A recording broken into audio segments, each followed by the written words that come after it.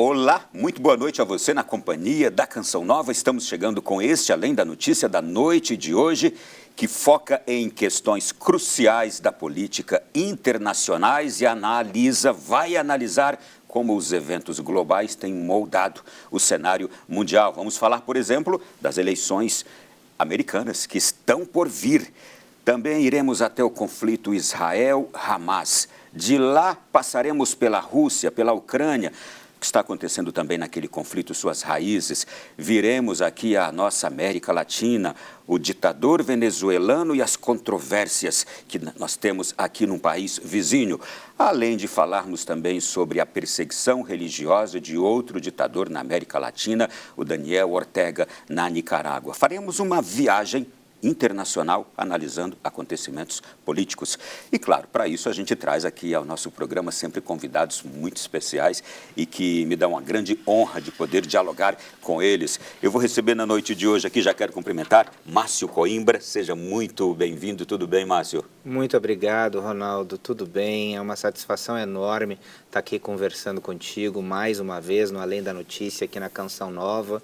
É uma satisfação imensa falar com a tua audiência e falar contigo, que é um querido e amigo e uma pessoa que eu respeito tanto, um jornalista tão competente. Muito obrigado. A recíproca é verdadeira. Muito obrigado. Gente, o Márcio é analista político internacional, presidente do Instituto Monitor da Democracia, também é ex-diretor da Apex Brasil e do Senado Federal. E a gente vai poder se debruçar aqui. Aliás, você acabou de chegar de uma viagem internacional, juntamente com outros analistas políticos internacionais. Vocês estiveram em Taiwan. Brevemente, o que aconteceu lá neste evento que você esteve presente? Qual era o objetivo? O objetivo, Ronaldo, era nós conhecermos melhor esse país asiático, né, que é tão importante para a comunidade internacional, em várias frentes. Econômica, principalmente, porque, afinal de contas, 65% dos microchips que a gente usa, você usa no seu telefone, no seu computador, todos os dias, vem de Taiwan, né? Ou seja, lá existe um Vale do Silício, que foi fundado em 1973, que hoje é responsável por grande parte das inovações que nós conhecemos no mundo. E também pela democracia. Afinal de contas, Taiwan é um farol democrático em um local onde nós temos muitas ditaduras. Então, como Taiwan se transformou em uma sociedade desenvolvida, num território do tamanho do Espírito Santo, com 146 universidades, 96% da população com formação superior e um país que nasceu em 1949, 1950, ainda agrário e muito pobre, vê como tudo isso evoluiu ao longo dos anos e se transformou hoje nessa potência econômica mundial, um país com tantas liberdades e tanta democracia. Isso que foi, eu acho que muito impactante. Eu sou um amante da Ásia, eu amo a Ásia, sempre que tenho a oportunidade vou. E quando muito jovem ainda fiquei encantado por tudo que eu vi lá. E Taiwan, certamente, de tudo que a gente viu na Ásia, o país que está no coração da Ásia, é algo que irradia ensinamentos que a gente pode trazer para o nosso país. Você já despertou meu interesse aqui por Taiwan. E em tudo que você falou aí também, a gente parece que está observando um espelho de alguns lugares no mundo, não é? De coisas que vêm acontecendo. Bom, eu quero aproveitar e chamar agora a reportagem de Cristiano Reis, que vai nos mostrar os rumos do nosso programa neste dia. Os acontecimentos mundiais dos últimos anos e outros bem recentes, como guerras, eleições ditas democráticas em regimes autoritários e perseguições religiosas, têm provocado medo, incertezas e insegurança quanto ao futuro. Países como Estados Unidos, Rússia, Irã e China medem força e impactam o mundo. Nicarágua e Venezuela são exemplos de novas ditaduras que também acendem o sinal de alerta. Com as eleições presidenciais americanas se aproximando, há uma expectativa de mudanças no cenário global, especialmente nas políticas para o Oriente Médio e Israel, mas também aqui na América Latina. Na Rússia, o governo de Putin segue enfrentando sanções, mediante uma guerra com a Ucrânia que parece não ter fim. Regimes autoritários, como na Nicarágua, vêm intensificando uma perseguição religiosa contra a Igreja Católica, confiscando seus bens, prendendo e exilando religiosos. Na Venezuela, o regime ditatorial de Nicolás Maduro realizou eleições duvidosas e controversas, num ambiente de repressão, mortes e falta de transparência. Diante dessas situações, o Brasil é criticado por seu posicionamento diplomático duvidoso, especialmente por não condenar ditaduras e pelo rompimento de uma tradição na relação com o Israel. Obrigado, Cristiano. Para começar aqui o programa de hoje, a gente acompanhou agora, na última terça-feira, o debate presidencial, a campanha presidencial nos Estados Unidos entre Kamala Harris e Donald Trump. Já vamos entrar nesse assunto aqui agora. Que importância tem esta campanha lá dos Estados Unidos para nós aqui e esta eleição americana? Tem muita importância. Eu acho que tem importância para o mundo inteiro, né? A gente primeiro precisa entender por que a política externa ela é tão importante numa eleição presidencial americana. É porque o país ele é formado por diversos estados que, na maior parte do tempo, são estados independentes, que têm a sua própria legislação. Eles se unem apenas em determinados assuntos. Política externa é um deles, defesa é outro, moeda é outro. Estes são assuntos que são competência da Casa Branca. Portanto, quando a gente trata de outros assuntos, como, por exemplo, imigração, economia, são assuntos acessórios, mas de competência do Congresso Nacional. E a maior parte das decisões está na mão do Congresso e dos estados. A Casa Branca, ela não tem tanto poder quanto a gente imagina. Agora, na área de relações exteriores, ela sim dita as regras dos 50 estados. Então, por isso que é muito importante a área de relações exteriores quando a gente está num debate eleitoral. E vivendo um mundo tumultuado como a gente tem vivido nos últimos tempos, isso se torna ainda mais preponderante num debate. Então, sempre quando a gente tem um debate presidencial americano, a gente vai ver um debate muito forte sobre relações exteriores. Apenas lembrando que, por exemplo, na eleição de 2012, quando Obama concorria à reeleição, houve um debate entre ele e o Romney, o senador Mitt Romney de Utah, e que era um debate somente sobre relações exteriores. O resultado dessa eleição entre Kamala e Trump, como pode influenciar aqui no Brasil, dando um ou outro? Ela tem muitas nuances e pode trazer muita influência para o nosso país. Porque, afinal de contas, primeiro a gente está falando aí do segundo parceiro mais importante econômico do Brasil, com quem a gente realiza grande parte das nossas transações comerciais. Eu, quando fui diretor da Apex, eu sempre busquei aprofundar a nossa relação com os Estados Unidos, a nossa relação comercial. Porque eu sempre digo que democracias gostam de democracias e é muito mais fácil você transacionar comercialmente com países que possuem um sistema de liberdades, um judiciário independente, uma democracia consolidada, do que você trabalhar com ditaduras, onde as regras podem mudar a qualquer momento, você não sabe como que são as decisões dos tribunais. Ou seja, o Brasil ele se aproxima muito de democracias comercialmente, e isso é essencialmente importante para a nossa economia. Nós temos aí essa discussão do acordo da União Europeia com o Mercosul, que é importante também, afinal de contas é um bloco democrático, mas a relação com os Estados Unidos ela é muito profunda, porque ela abrange diversas frentes, não só uma área de commodities como a gente tem com a China, mas diversas outras áreas de intercâmbios de conhecimento que são muito importantes. Então, a gente tendo um candidato democrata ou um candidato republicano, nós precisamos entender que nós temos uma relação institucional entre Brasil e Estados Unidos que está além dos líderes, né? E isso foi um problema que a gente encontrou a partir de 2020. Porque o presidente Bolsonaro ele tinha uma relação muito próxima com os Estados Unidos e ele virou o seu vetor em direção à Rússia assim que o Biden venceu as eleições.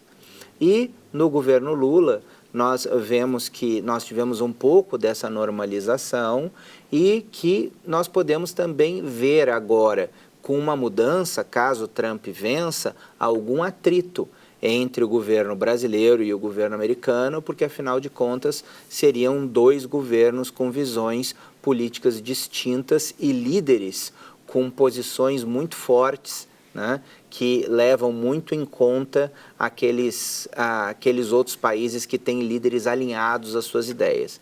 Então, eu acho que esse é o risco que a gente corre, que é o mesmo risco que a gente correu lá em 2020. Bom, isso quer dizer que, se ganha Câmara para o atual governo do Brasil, a interlocução seria muito melhor. Se ganha Trump, já não haverá a mesma boa relação com o Brasil governado atualmente pelo PT, é isso? Isso, existe uma melhor interlocução do PT do governo Lula com o governo democrata, né, que seria com a administração da Kamala Harris, e a gente tem uma maior conexão, digamos assim, da direita brasileira com os republicanos, com essa guinada que o Partido Republicano deu recentemente para o trumpismo, né? Então, ali existe uma via de diálogo mais direta, né? Então, eu te diria assim, que nas vias institucionais, tudo permanece da maneira como está. Nós temos conselhos funcionando, intercâmbios, programas, tudo continua normal.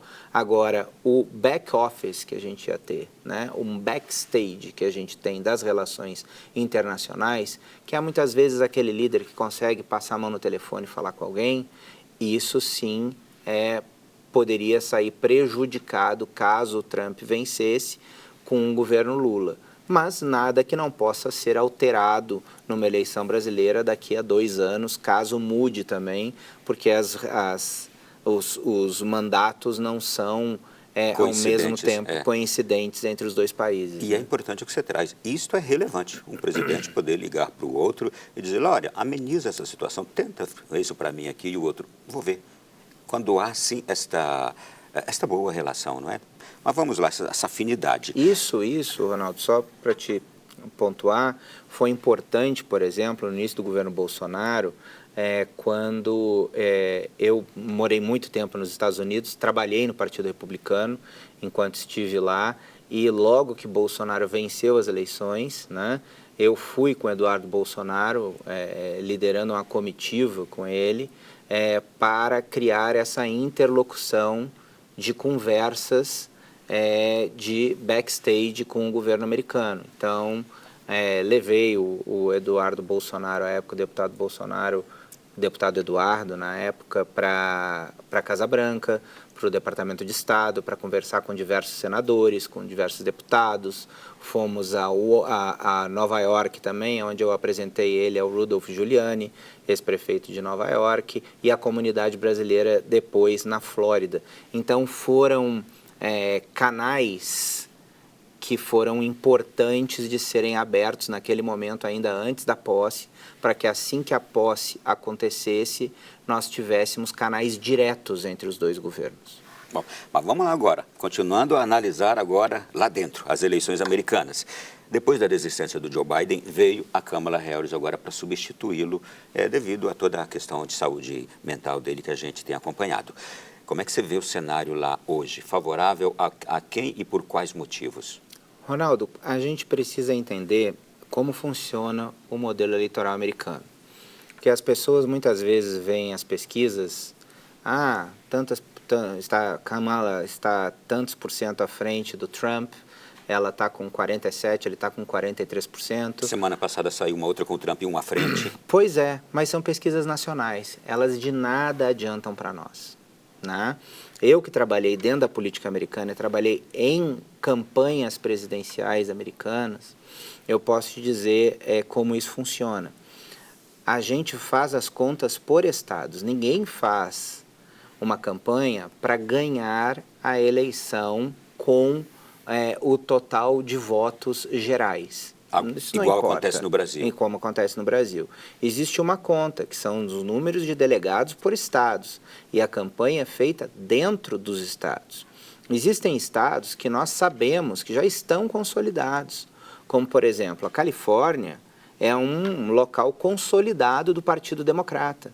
todo mundo sabe que ninguém vai levar lá os 5 dezenas de votos da Califórnia para o Partido Republicano. Todo mundo sabe que não vai. Então lá é um local onde não se faz nem campanha, isto é, porque nem precisa. Isto é, aconteça o que acontecer, tenha o debate que tiver, um sendo favorável, um se saindo muito bem no debate, o outro não. Você acha que esses delegados não mudam posição? Não, não. Uma vez eles eleitos, né, no dia da eleição, uma vez eles eleitos, eles votam depois no colégio eleitoral de acordo com os votos que foram depositados na urna no dia da eleição, né? Então, esses delegados são escolhidos. Então, os delegados da Califórnia, por exemplo, vão todos para Kamala Harris, porque provavelmente o Partido Democrata vai vencer lá, sempre vence. O Texas, nada pode mudar isso até a hora até o dia da eleição? Não. Nada, na Califórnia, nada. Não. Com o modelo que a gente vê hoje de polarização entre os dois lados, não. A gente teve uma última eleição onde a gente teve uma landslide victory, que é o que a gente chama, que é aquele que ganha avassaladoramente em todos os estados. O último que venceu, assim, foi o Reagan em 84. Ele ganhou em 49 dos 50 estados. Ele só perdeu no Minnesota. Então, depois disso, consolidou-se, digamos, bolsões democratas e bolsões republicanos nos Estados Unidos. O Sul, ele é praticamente todo republicano. Alabama, Mississippi, o Texas é republicano. Ou seja, nesses estados não se precisa fazer campanha, porque os republicanos vão levar. Na Califórnia, no estado de Washington, no estado do Oregon, os democratas não precisam fazer campanha, eles vão levar. Nova York, os democratas vão levar. O Kentucky, a gente sabe que é republicano. Utah, a gente sabe que é republicano. Agora, existem estados que são os chamados swinging states, ou estados pêndulo, como se passou a chamar no Brasil. São sempre os mesmos estados em todas as eleições que estão neste grupo? Mais ou menos. Eles variam porque varia a população desses estados de acordo com a imigração. Por exemplo, o Colorado sempre foi um estado republicano, mas diante de muita imigração da Califórnia para o Colorado e para o Arizona, esses dois estados que eram republicanos passaram a ser estados pêndulo. Ou seja, o Colorado recebeu um afluxo tão grande de democratas, de californianos, que ele virou um estado democrata. O Arizona, ele varia de eleição para eleição. E são dois estados que eram tradicionalmente republicanos. Agora vamos lá. São quantos estados assim? 7? A gente tem mais ou menos uma conta aí de uns 7. Uns 7. 7, 8. O que pode, então, definir nesses estados o voto democrata ou republicano até o dia das eleições? Depende do estado. Por exemplo, vamos começar pelos estados que são sempre estados pêndulo, que são os mais importantes. Pensilvânia, Ohio, Michigan, Wisconsin. Eles todos são estados que foram industriais no passado e que sofreram um grande abalo econômico recentemente. Foram estados que empobreceram, são estados com um alto grau de população evangélica. Então, isso tudo desenha um tipo de característica de eleitor. Lá no Colorado e lá no Arizona, não é esse tipo de realidade que você tem. Então, por exemplo, o Arizona, você vai tratar, são outros temas. Nesses estados que eu falei, que são os estados mais importantes, sempre que são os estados pêndulo, eles são estados que sofreram abalos econômicos muito grandes, que houve uma grande migração da população para outros estados, e você tem uma necessidade de ter políticas para essas regiões. E mais importante, o estado de Ohio, por exemplo, Ohio funciona para os Estados Unidos como Minas Gerais no Brasil. Ohio é um mini Estados Unidos. Você ali tem todas as características do país. E sempre o resultado da eleição em Ohio é o mesmo resultado da eleição nacional. Sempre. Né? Nessa eleição, então, o Trump escolheu o seu vice como um senador de Ohio. né? Então, provavelmente, ele vai levar o estado de Ohio. Foi uma decisão estratégica. Foi muito estratégica. Porque... E o vice dele é bem avaliado lá. Sim. Então, isso determina. E é jovem. E é jovem. Né? Então, você tem ali... você tirou Ohio dos estados pêndulo e tornou Ohio um estado republicano. Porque ele vai, por conta do J.D. Vance, ser um estado republicano nessa eleição. Deixa eu acelerar a nossa análise desse bloco, então.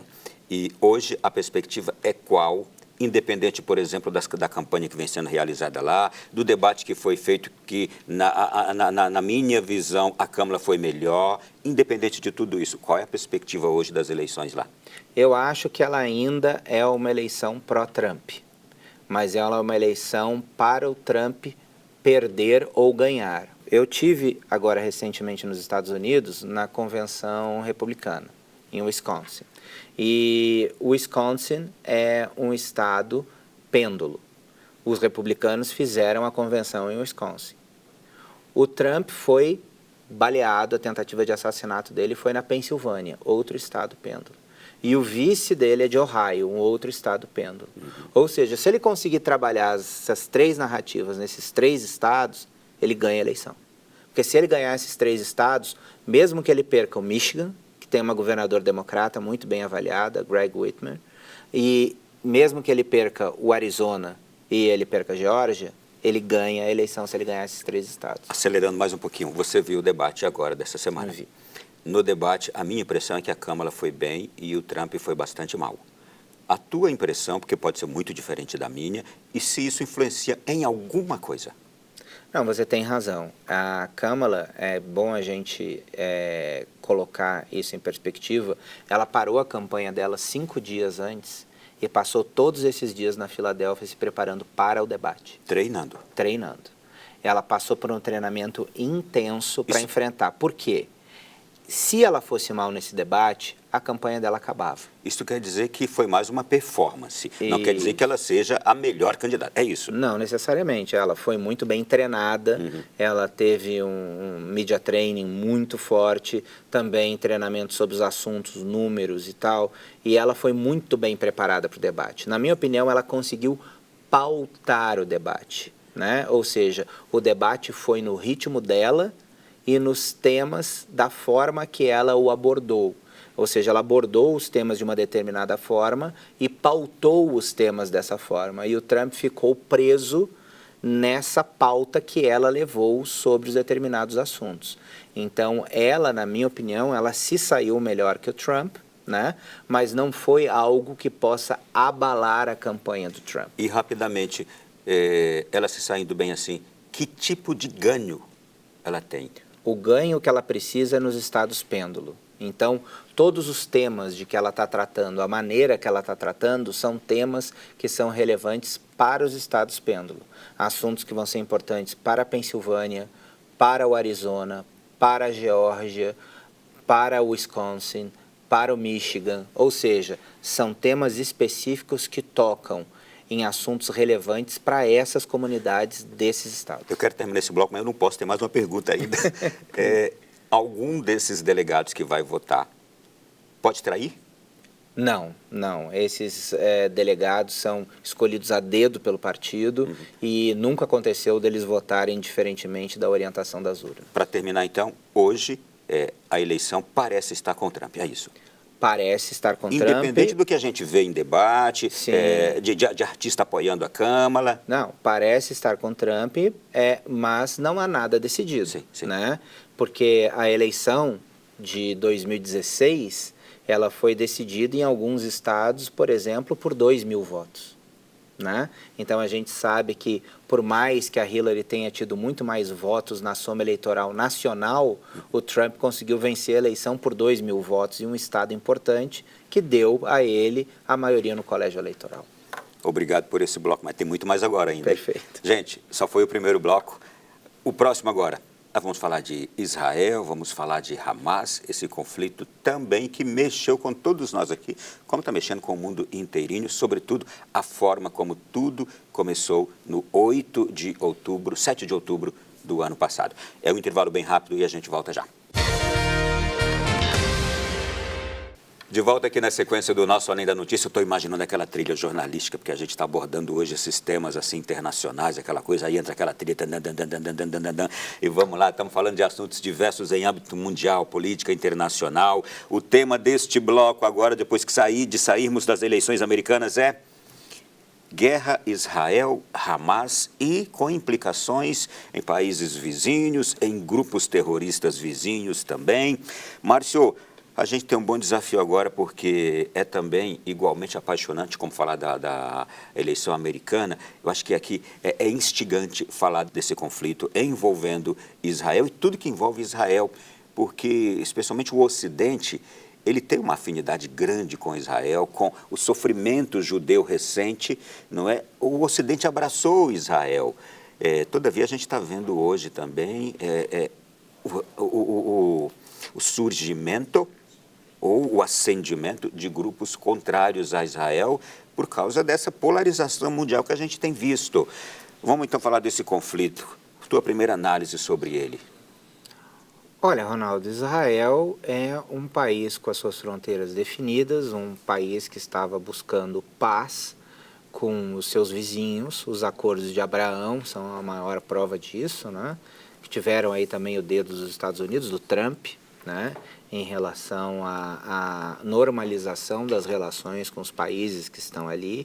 E, claramente, a posição do Hamas, que atacou, invadiu o território de Israel. Brutal, covardemente, com reféns até hoje, com uma situação humanitária que ninguém fala contra as vítimas israelenses brutais, o que se tem feito. Os métodos de extermínio de crianças, de mulheres que eles utilizaram, a gente não pode nem contar aqui. De bebês, a gente não pode nem contar aqui, porque já causa em nós um enojamento de tamanha desumanidade. O que se tem feito com as reféns também. Se fala que Sim. Muitas reféns acabaram sendo engravidadas por estupradores do Hamas. Escravas sexuais. Exatamente. Então, e pouco se fala isso, triste. Realmente é importante a gente destacar isso. A população israelense convive com isso que nós estamos falando até hoje, não é? E isso pode exatamente explicar o porquê que eles não aceitam as coisas pararem como estão. Exatamente. Isso não é violação de direitos humanos?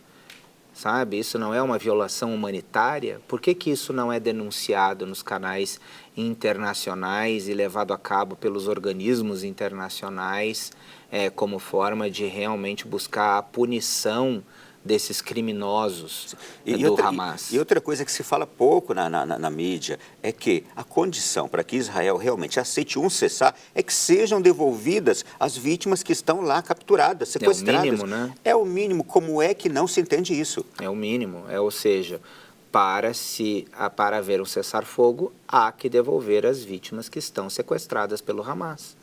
Né? E cada dia mais que se adentra, né, em Gaza, se vê mais brutalidade que foram feitas com os reféns. A gente viu agora nos últimos dias, Israel publicou o local onde eles acharam os reféns mortos pelo Hamas nos últimos dias, que era num túnel construído que vinha debaixo do quarto de uma criança em uma casa. Ou seja, eles usam métodos vis. Debaixo, né? de hospitais. Debaixo de hospitais, debaixo de escolas. Sim. Né? Ou seja, inclusive a agência da ONU, né, que estava lá, teve funcionários da ONU que participaram do ataque contra Israel, e os túneis do Hamas estavam deixando claro debaixo. Mas aí se vê também o sofrimento, a dor de vítimas civis lá em Gaza. Como é que a gente consegue concatenar isso, Márcio? A gente precisa entender que Israel, antes disso, não atacava Gaza, né? Israel estava vivendo dentro das suas fronteiras, negociando a paz com todos os países da região. E a gente precisa entender que o Hamas, ele não é simplesmente um grupo terrorista. O Hamas, ele alonga manos de inimigos de Israel que estão na região. Ele é financiado e treinado, por exemplo, pelo Irã. Vamos dizer outra coisa que pouco se fala? O Hamas existe para quê? Qual é o objetivo da vida do Hamas? Exterminar o Estado de Israel.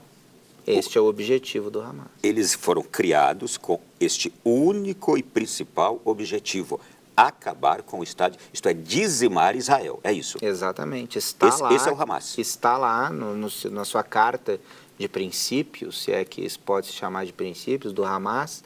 Princípio macabro, né? Macabro, que é aniquilar o Estado de Israel, é aniquilar os judeus da face da terra, né? Ou seja, é um grupo nazista, né? E quem são os hoje amigos do Hamas, os apoiadores do Hamas, os braços do Hamas?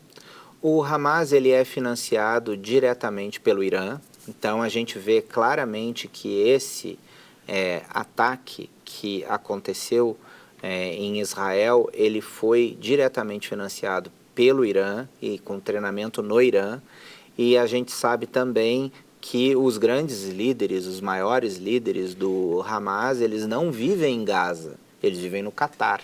E rapidamente, me dê uma aulinha, quem é o Irã?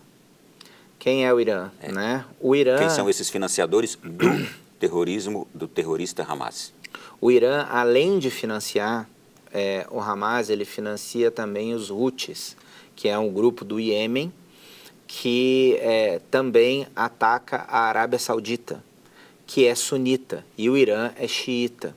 Então o Irã percebeu que Israel estava fazendo paz com todos os países da região, países de maioria sunita, então ele decidiu arrastar Israel para um conflito para evitar que os acordos de paz fossem concretizados com todas as nações do Oriente Médio, elevando o PIB, elevando as condições de trabalhos, de intercâmbios, estruturas na região, industriais que vinham sendo construídas entre as nações ali que estavam nesse acordo com Israel.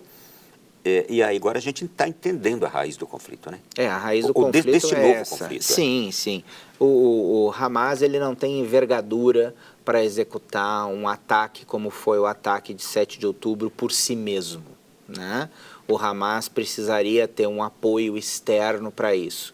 Então, na verdade, não foi um ataque do Hamas a Israel. Foi um ataque do Irã usando o Hamas. Assim como o Irã também usa o Hezbollah, que é uma milícia armada no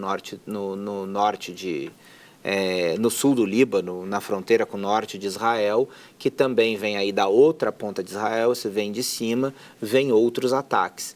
Então, na verdade, Hezbollah e Hamas, eles têm aí por trás financiamentos externos e atuam na defesa de pautas que são comuns, mas que eles não teriam, digamos, a envergadura para trabalhar sem o financiamento e treinamento do Como exterior. é que você analisa o mundo, jovens universitários, pessoas em cada país do mundo usando a bandeira do Hamas, que não é só dos palestinos, o boné, faixas do Hamas em apoio ao Hamas? É lamentável, né? São pessoas completamente equivocadas, eu acho que isso é o que mais assusta, né, que no mundo você tem essa horda de inocentes úteis por aí, né, de pessoas que não entendem o conflito, que não entendem o que está acontecendo, que não entendem a história, ou seja, aquilo que já aconteceu no passado, e se tornam também propagadores de grupos terroristas. Agora muitos usam esse apoio argumentando ser um apoio à causa palestina. Vamos separar também as coisas? A causa palestina não tem nada a ver com Hamas, né? A causa palestina não tem nada a ver com o terrorismo. A causa palestina, do povo palestino, é uma causa que não dialoga com o terrorismo. Pelo contrário, o grupo terrorista que é o Hamas, que governa ou governava até pouco tempo a faixa de Gaza, é um dos governos mais brutais do mundo, que faz mal à população palestina, que oprime a população palestina, que suprime direitos da população palestina. Não há nada pior para a população palestina do que o Hamas. né? O que a população palestina precisa é de um governo legitimamente eleito que represente realmente as aspirações daquele povo para que possa entregar a paz com Israel. Isso é primordialmente o que precisa acontecer. Gente, na Cisjordânia, todos os dias, você tem centenas, milhares de palestinos que atravessam a fronteira e vão trabalhar em Israel. Eu já tive em Israel, eu já vi isso, eu já tive nessas regiões. Não, quem mora lá eu já vi essas realmente. Quem mora lá, eu tenho muitos irmãos que moram lá e que dizem exatamente, se relacionam com os palestinos. Se relacionam, sabe? Em Jerusalém, você vê as pessoas convivendo numa boa. Não tem isso. Não tem esse conflito todo. Os grupos terroristas é que usurpam, pegam a causa para sim usar para os seus objetivos, que são outros, que são objetivos militares, que são objetivos de terror, que são objetivos econômicos, a serviços de outros países. Ou seja, eles usam a causa de forma indevida. Para confundir. Para confundir. Sim. Exatamente. E o Brasil? O posicionamento do Brasil diante desse conflito que hoje, no momento, é um posicionamento que nos parece claramente ser pró-causa palestina, que é tudo isso que você está falando aí. O posicionamento do Brasil ele é equivocado em todas as frentes, seja na Venezuela, seja na Ucrânia, seja no conflito em Israel. A gente vê claramente o Brasil tomando posições que são posições ultrapassadas, ou não? Assim, eu acho que a gente precisa separar as coisas. Não é o que é direita e esquerda, ou seja, se a direita faz alguma coisa, eu sou a favor, se a esquerda faz alguma coisa, eu sou contra porque eu sou de direita. Ou se a esquerda faz alguma coisa, eu sou a favor da esquerda, não importa porque eu sou contra a direita. Não.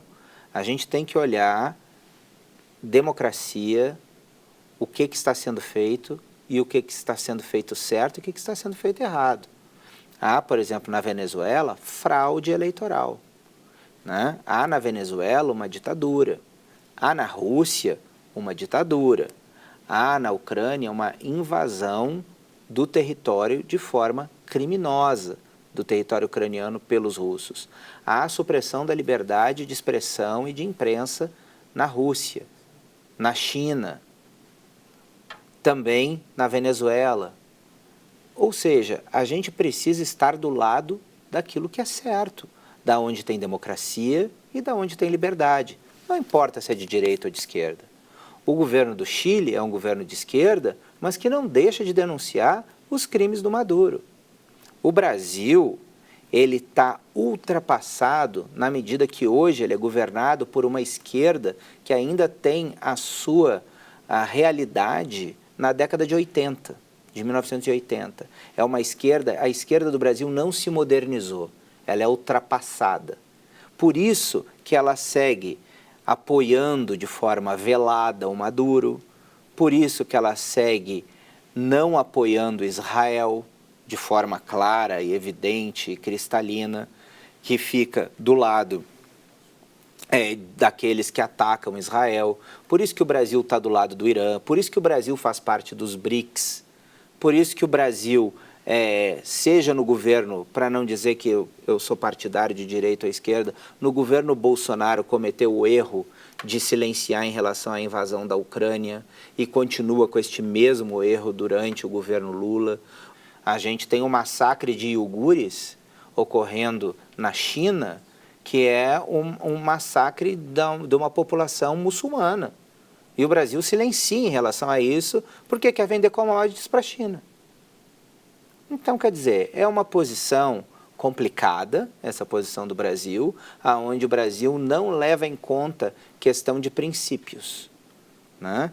Eu acho que a posição que o Brasil deveria ter em relação à Ucrânia deveria ser a mesma no governo Bolsonaro e Lula, mas a favor da Ucrânia, que teve o seu país brutalmente invadido de uma forma agressora, violando o direito internacional pela Rússia, ponto.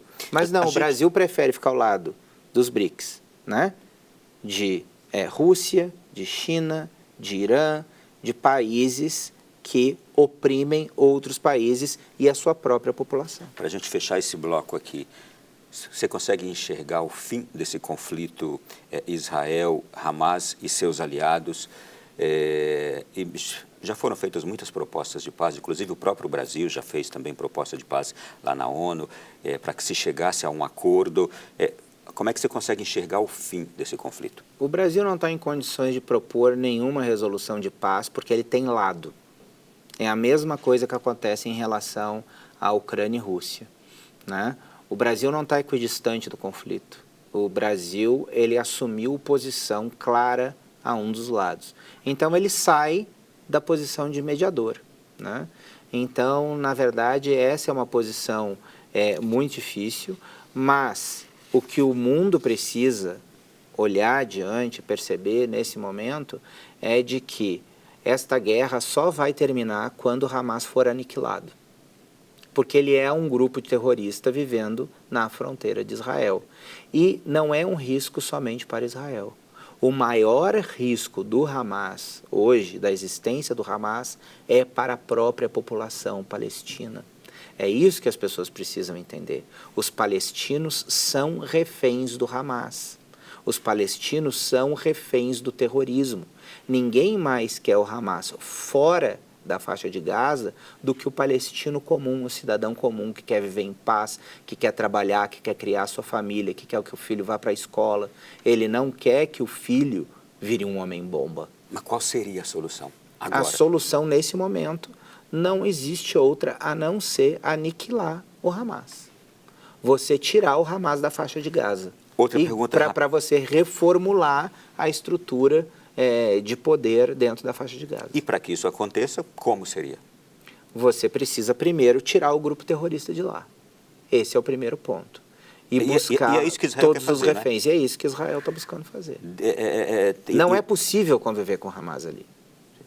Não é mais possível conviver com Hamas ali. A gente tem a autoridade palestina, que ela fica em Ramallah, na Cisjordânia. Ela não representa um risco para o povo palestino. Mas o Hamas, na faixa de Gaza, que é uma outra parte do território palestino, ele sim é um risco para a população palestina. Então seria melhor que você trouxesse o governo da Autoridade Nacional Palestina para Gaza e fosse feita uma reconstrução do país aos poucos, né? Do país, do território, né? Daquela região ali. Última pergunta desse bloco também. Cada bloco aqui hoje está sendo um desafio a gente parar ele. Impactos econômicos, impactos sociais desse conflito ali para a região, tem? São brutais, né? Eu acho que o primeiro, acho que acima de todos, é a paralisação dos acordos de Abraão. Eu acho que isso é o pior. E isso é o pior para a região, porque se colocou um freio em um processo de paz que estava dando resultado, o primeiro processo de paz com resultados efetivos de normalização institucional de outros países da região, como Israel, os Emirados Árabes, o próximo seria a Arábia Saudita, né? E a gente vê que isso, inclusive, já criou pontes, porque, por exemplo, os sauditas e os jordanianos, quando houve o ataque direto entre Israel e Irã, né, os sauditas e os jordanianos, eles não ficaram contra Israel. A gente precisa de uma pausa, né? Tá muito bom, mas a gente precisa de uma pausa. É bem rapidinho. Você que está aí, continua. Voltamos já já. E o próximo tema, aí vamos entrar. Rússia, Ucrânia, tem muitos mais desdobramentos. Temos ainda Venezuela, Nicarágua, para a gente analisar tudo isso. Aguarda aí. De volta, viu, gente? Nós estamos tendo aqui hoje uma verdadeira aula, um banho de conhecimento, de análise de política internacional. Estou recebendo com muito gosto o Márcio Coimbra, especialista em política internacional e presidente do Instituto Monitor da Democracia. O que é o Instituto Monitor da Democracia? Como vocês trabalham? Ronaldo, o Instituto Monitor da Democracia é um think tank, ou seja, a gente produz conhecimento, né? Ou seja, nós produzimos artigos, podcasts, entrevistas, documentários, eventos, seminários, congressos sobre temas importantes relativos à democracia. E nós trabalhamos em uma rede de institutos internacionais. Eu trabalhei em vários think tanks na Europa e nos Estados Unidos, que trabalha pela liberdade econômica, que trabalha pela democracia, que trabalha pela cidadania e pelas instituições, ou seja, é isso que a gente defende, né? Para a preservação da liberdade. A gente encontra na internet também? Encontra na internet monitordademocracia.org.br. Está aparecendo aí para você agora, tá bem? Vamos mudar de assunto de novo? Claro. Vamos agora falar sobre a guerra Rússia-Ucrânia, que a gente tem visto ali também. Esse conflito, gente, continua, se intensifica.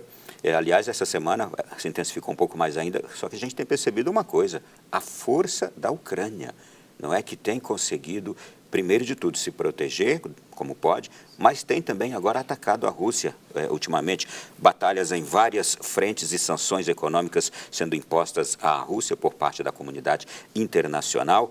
E esse conflito, por que a Rússia inventou de invadir a Ucrânia? Pois é, né, Ronaldo? A gente tem aí mais um devaneio de mais um ditador, né? Um ditador, neste caso, é o Vladimir Putin. Nós temos quantos ditadores no mundo hoje, hein? Hoje, eu não sei, eu já perdi a conta, mas nós temos mais regimes autocráticos do que democracias. Uau! Né? É porque a gente só ouve falar daqueles que sobressaem-se mais, né? Por exemplo, ninguém imagina, mas o Vietnã não vive em democracia. Myanmar, pouco tempo atrás, retrocedeu de uma democracia de novo para um governo autoritário militar. Né? Nós temos diversos países na África, por exemplo, que não são democracias, que são uma infinidade de nações. Né? Então, a gente teve também retrocessos aqui na América Latina com a Nicarágua, com a Venezuela, que são e Cuba, claramente. Cuba já estava no grupo. Já nunca foi, né? Mas me assusta o que você falou, nós temos mais autocracias no mundo do que democracias. Nós voltamos a 1986, ao padrão de 1986 em número de democracias. Ou seja, tudo que tinha sido avançado depois de 86 se retrocedeu até 1986 de novo. E na visão sua, na visão desses seus colegas que trabalham mundo afora analisando essas realidades todas, a que se deve esse retrocesso?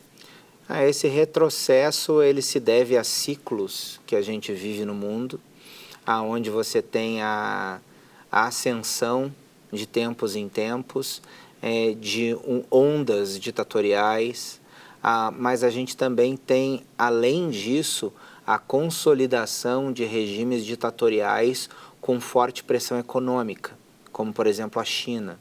Então, isso tem arrastado diversos países também, digamos, num fluxo antidemocrático.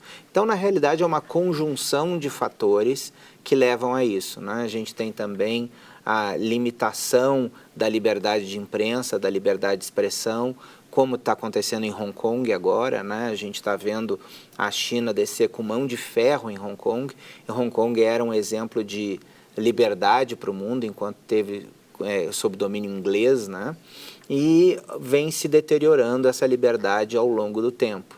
Ali na Ásia, nós vamos ter a Coreia do Sul, nós vamos ter o Japão e Taiwan como democracias perfeitas, digamos assim. Agora, você tem também outras classificações de democracias imperfeitas, tem da Universidade de Gotemburgo, do VIDEM, a gente também tem a classificação da The Economist, que é um índice de liberdade que a gente vê de democracias. E são diversos lugares do mundo onde a gente vê, infelizmente, esse retrocesso e a ascensão de líderes que subvertem a democracia. Maior expressão de ditadura no mundo hoje é a China? Acho que é a Coreia do Norte. Coreia do Norte? Coreia do Norte é uma ditadura mais fechada. Mas com força econômica? Com força econômica é a China, sem dúvida alguma. Né? E a Coreia do Norte, por que você mencionou? A Coreia do Norte porque é o regime mais fechado de todos, né? O que significa ser o mais fechado? Nem turistas... Estou te perguntando isso para que o nosso povo entenda, porque essas coisas não se falam todo dia na televisão, no rádio. Aliás, quase nunca se fala isso, né? Nem turistas entravam na Coreia do Norte. A semana passada, agora, que se começou a abrir um programa para alguns turistas, porque desde a Covid-19 a Coreia do Norte estava plenamente fechada para o mundo. Ninguém entrava, ninguém saía, né? Então, agora que vai se começar a entrada de turistas. Na China continental, que a gente vê ali, Pequim, até em função da necessidade econômica, né, você tem muita entrada e saída de pessoas, né? Não é um regime fechado, estrito sensu, como o da Coreia do Norte, mas é um regime que suprime as liberdades individuais, suprime a liberdade de expressão, suprime a liberdade de opinião, ou seja, tudo cada vez mais nesse mundo interconectado de redes sociais que a gente vive é cada vez mais monitorado. E a China, que usa um grande aplicativo onde estão todos os outros aplicativos, né? Lá, por exemplo, não funciona o Twitter, como não tem funcionado também no Brasil agora, mas lá não funcionam também outras redes sociais. Eles têm redes sociais próprias chinesas que estão todas dentro desse grande aplicativo que se chama WeChat. E esse aplicativo, sim, aí você consegue ter um monitoramento do governo sobre todas as atividades das pessoas. Todo chinês monitorado. Tudo que ele faz ali, o governo sabe, é isso.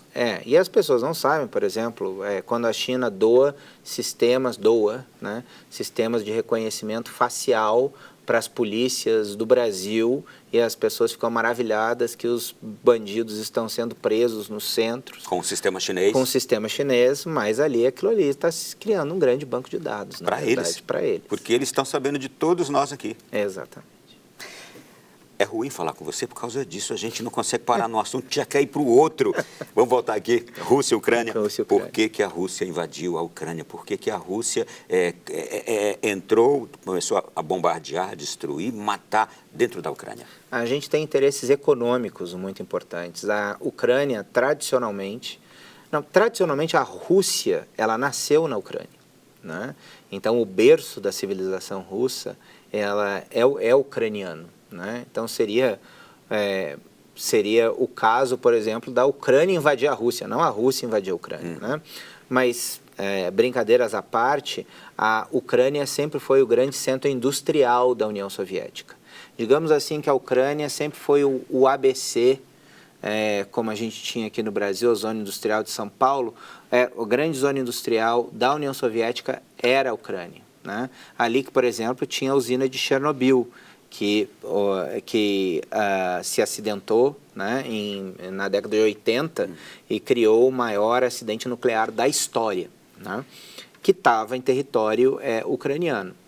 E todas, então, as grandes indústrias da União Soviética estavam em território ucraniano. Então, a Ucrânia, além disso, ela tem uma posição muito importante, primeiro, por ter reservas de gás, e, além de tudo, por ela ser o caminho de transporte estratégico de dutos de gás da Ásia para a Europa. Então, é um país que está geopoliticamente localizado numa região muito estratégica.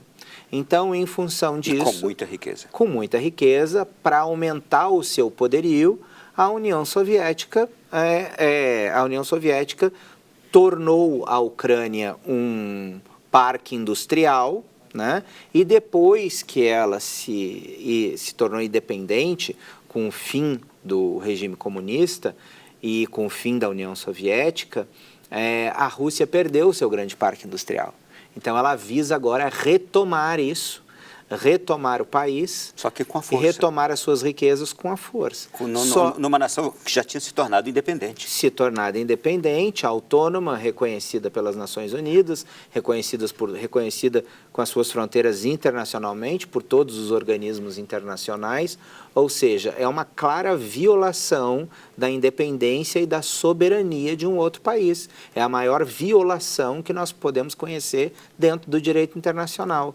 Né? E eu, como especialista em direito internacional, eu digo, é um absurdo você ver nos dias de hoje uma invasão territorial de um país. É uma coisa que até pouco tempo não se imaginava, de que as fronteiras estivessem pacificadas depois dos últimos movimentos. Mas a Rússia foi além e invadir um território autônomo, independente de um país que fala uma outra língua, que tem uma outra cultura e que tem a sua própria identidade. Vou pedir à nossa equipe que ponha novamente aqui a bandeira da Ucrânia, que você disse algo precioso agora há pouco sobre a bandeira de lá, as cores da bandeira ucraniana. Olha aí, ó, a gente tem o azul e tem o amarelo. O que simbolizam? O amarelo são as plantações, né? Especialmente as plantações de trigo, embaixo e em cima o céu. Então é como se a gente estivesse olhando para o horizonte em um campo na Ucrânia. Você vai ter exatamente essa visão, um céu azul e as plantações de trigo embaixo. A Ucrânia faz fronteira com, eu estava observando, com a Polônia, com a Áustria, com a Alemanha e tem mais ali uma outra nação. Bielorrússia. Sim, exatamente. Com a Moldávia. E são becos fronteiriços curtos com esses outros aí, não é? E com essa guerra, essa invasão da Rússia lá, a gente viu que a população ucraniana precisou ir para essas outras nações vizinhas, sobretudo o grande impacto foi na Polônia e a gente viu coisas lindas acontecerem.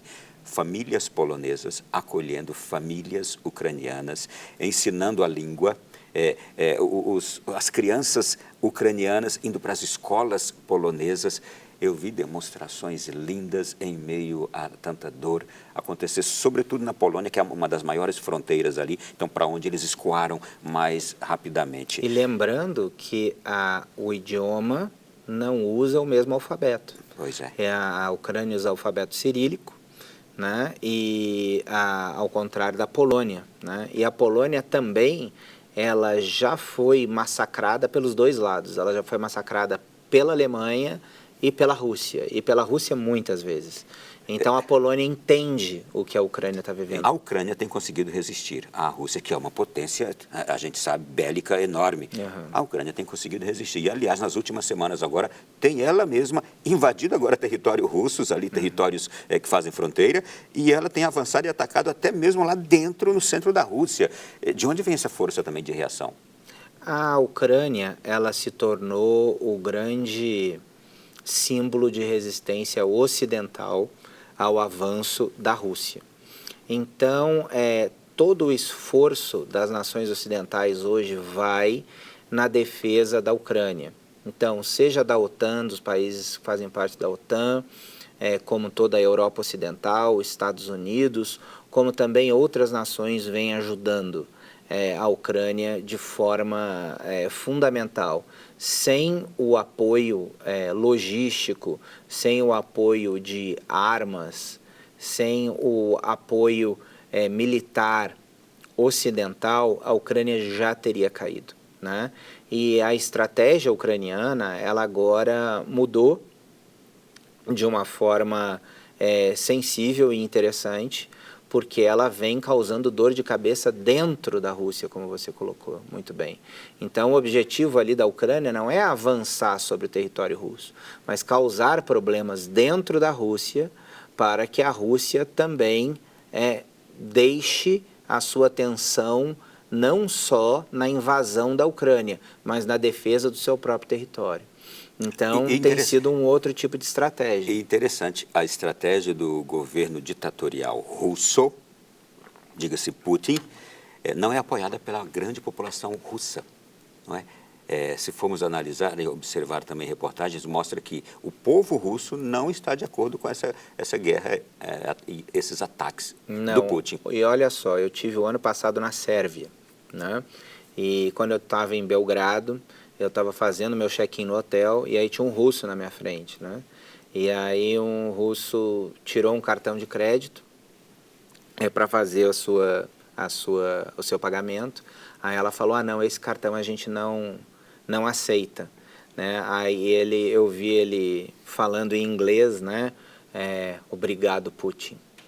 Ou seja, ele furioso porque eles não têm mais as bandeiras de cartões de crédito. Por causa das muitas sanções. Por causa das sanções econômicas, sanções esportivas. Exatamente. A gente viu nas Olimpíadas agora, né? A gente viu também, Copa do Mundo. Copa do Mundo. Os próprios clubes russos não estão disputando, por exemplo, a Euroleague, a Champions League.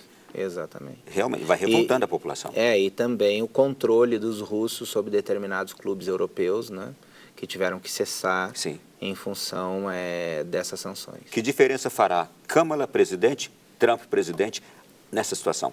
Bom, nesse caso, para o Zelensky é melhor a Câmara presidente do que o Trump, porque afinal de contas o Trump tem uma relação muito próxima com os russos, que ainda não ficou muito bem explicada durante o seu primeiro governo e inclusive antes das relações comerciais que ele teve.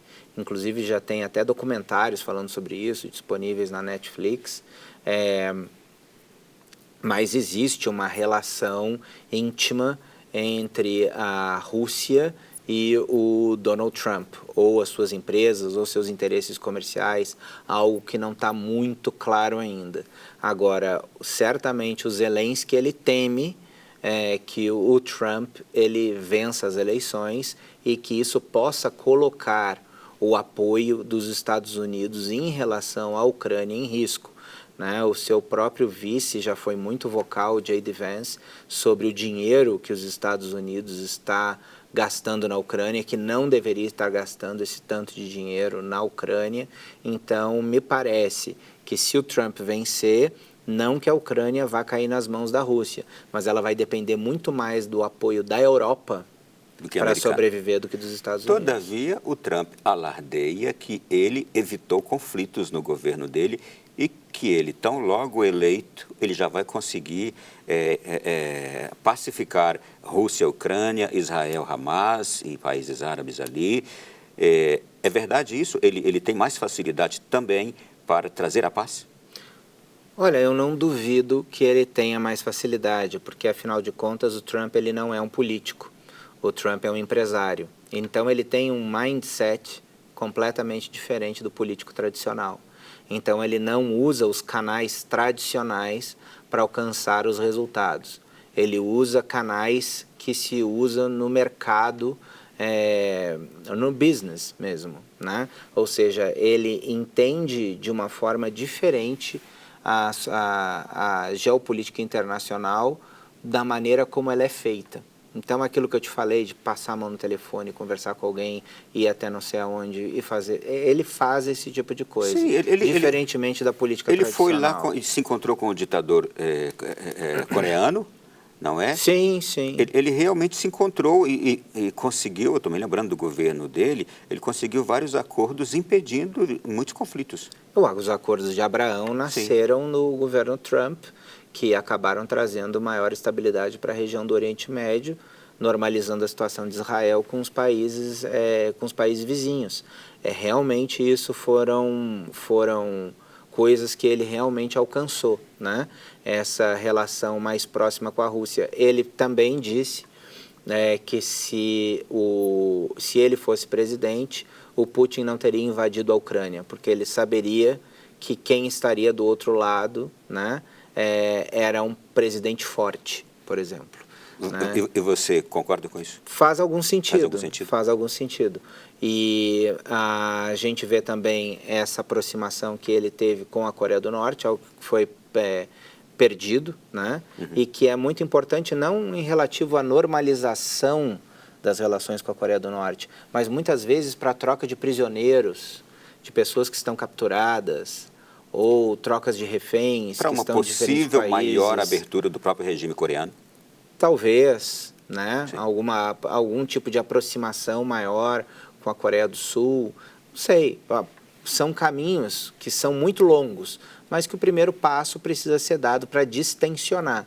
O que a gente não pode é continuar com a situação da maneira que está, com as portas fechadas de diversas nações. Agora, o Trump tem uma posição muito forte, muito contundente em relação à China, em relação à Irã, contrárias, em relação à defesa de Israel, que são posições muito relevantes. Então, para Israel, por exemplo, seria muito melhor uma vitória do Trump, mas para o caso do Zelensky, talvez fosse melhor uma vitória da Câmara. Muito bem. A gente vai encerrar esse bloco aqui e no próximo, eu sei que você vai querer acompanhar também o próximo. Nós vamos falar sobre um país vizinho cujos filhos a gente tem conhecido cada vez mais de perto. O povo venezuelano está pertinho de nós, em nossas cidades, em nosso país. Aos milhares, eles se viram obrigados a sair de sua nação e virem para cá. Por quê? regime ditatorial lá. E vamos falar também sobre uma perseguição católica, contra a Igreja Católica no regime ditatorial de Daniel Ortega, lá na Nicarágua. Intervalo, voltamos já. É o último bloco, porém não menos interessante, este do nosso Além da Notícia da noite de hoje. A gente vai agora falar sobre a América Latina e vamos falar sobre as questões políticas aqui, uma análise. Eu estou com Márcio Coimbra. Márcio, a gente está olhando aqui agora para um evento recente, que foram as eleições na Venezuela, muito controversas, porque até hoje o Nicolás Maduro não quis mostrar os votos que ele disse que ganhou com eles. Exatamente. As tais das atas, né? As tais das atas não foram mostradas pelo regime do Maduro, mas a oposição mostrou as atas porque as pessoas fotografaram as atas nos diversos locais de votação e provaram por A mais B que o Maduro perdeu as eleições, e não perdeu por pouco, perdeu por muito para o Edmundo González. Quase 70% dos votos para o Edmundo. Isso mostra de que a população venezuelana ela não está satisfeita com o regime do Maduro. Ela não aguenta mais. E aquilo é uma ditadura. Né? E é importante também a gente dizer isso. A gente tem visto cada análise agora sobre esse processo eleitoral. Não, mas a questão tem que ser as atas, apresenta as atas, não apresenta. Gente, a ditadura na Venezuela já dura quanto tempo?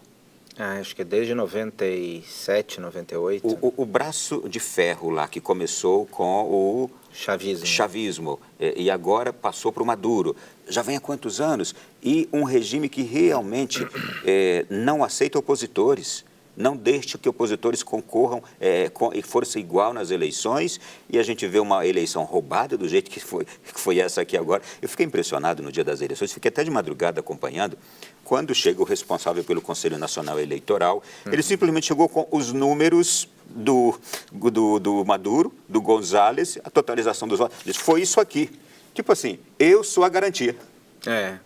Aí é impressionante. Dá, né? Regime ditatorial é assim, eu sou a lei, eu sou a garantia, a palavra final é a minha e pronto.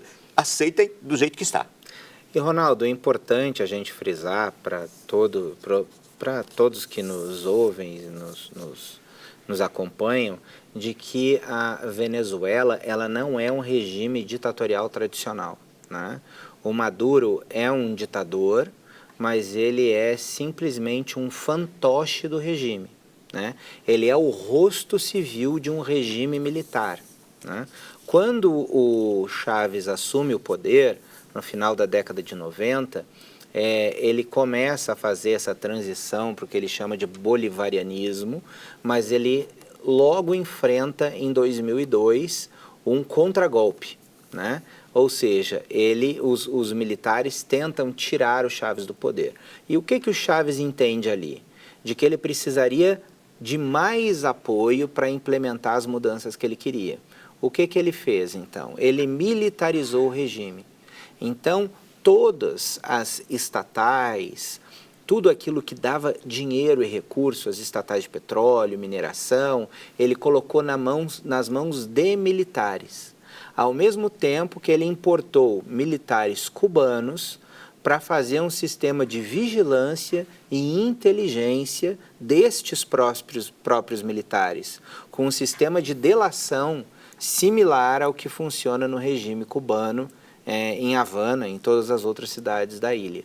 Então, esse modelo que o Chávez colocou em prática, ele perdura até hoje. E os militares se tornaram muito ricos e se multiplicaram.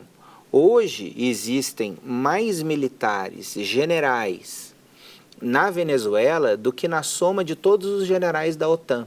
São mais de 2.000 generais. Mais de 2.000 generais. Estes generais, eles possuem muito dinheiro e influência e são, na realidade, o regime. Se transformaram no regime. Eu não sei quantos generais o Brasil tem. Produção, por favor, pesquisa rapidamente para mim, enquanto a gente está conversando aqui. Mas é um absurdo, mas vamos lá. Então, ele dividiu o poder com os militares. Isso. Mas não só isso, não é? Ele também cooptou todo o poder judiciário.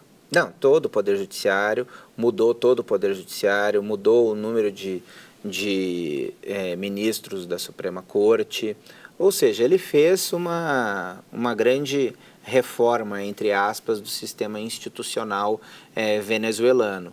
Mas onde que eu quero chegar? É de que o Maduro, ele é um ditador sem tanto poder. O Maduro não tem tanto poder. Quem tem poder são os generais que estão lá. O Maduro é meio que o para-choque do regime. Isso não impede, Ronaldo, que se a gente tem uma pressão internacional muito grande, que esses generais rifem o Maduro, mandem ele para os Estados Unidos ou para algum outro lugar e troquem o rosto do regime civil, do regime militar, por um outro rosto civil.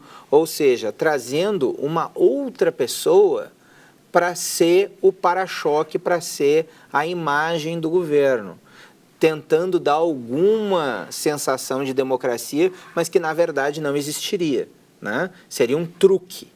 Ou seja, se o Maduro sair muito queimado dessa história, ele não entendeu que ele pode vir a ser rifado e ele pode vir a ser substituído pela manutenção dos generais que controlam o chavismo embaixo dele. Significa que, Ronaldo, para a gente ter uma mudança de regime na Venezuela, a gente precisa tirar do poder pelo menos 1.000 pessoas. A gente precisaria prender 1.000 pessoas envolvidas em corrupção, que na sua maioria são generais da Venezuela e também infiltração cubana dentro do regime. Vamos lá. Ou seja, é uma situação muito difícil. Muito difícil. Além de ter cooptado o Poder Judiciário, ele cooptou o Poder Eleitoral todo também. Todo. Não é? Então é por isso que ele faz o que quer, ele e esse grupo que fazem o que quer. E já prenderam, e já mataram, e continuam a fazer isso, a prender, a matar, a sufocar opositores, não é? E conseguiram perder uma eleição agora, mas não querem mostrar a prova de que perderam a eleição. Aí agora a gente chega aqui a uma situação.